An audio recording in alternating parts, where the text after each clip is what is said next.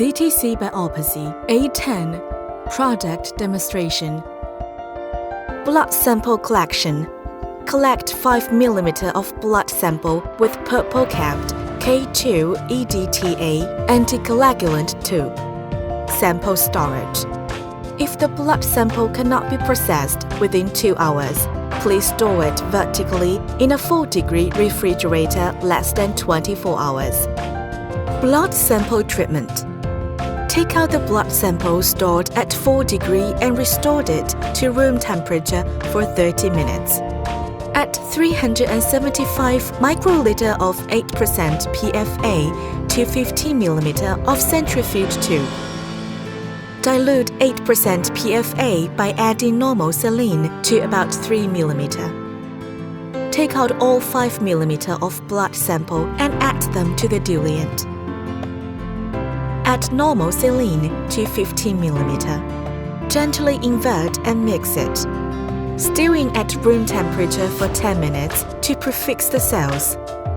Filter rinsing. Open the upper and lower plugs of the filter and place the filter on the rinse stand. Add about 2 mm of 75% medical alcohol to the filter with a Pasteur pipette. Allow it to filter out naturally from the lower port of the filter. Add 4 mm of normal saline into the filter for rinsing. To remove the residual alcohol in the filter. Filter out the saline naturally. Then add 4 mm of normal saline to repeat the washing procedure. Sample separation. Place the filter on the device.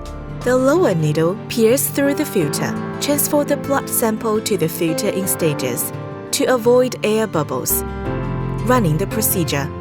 Separate the blood sample. Add 4 mm of PBS to the filter tube. Rinse it and repeat twice. Add 500 micrometer of methanol.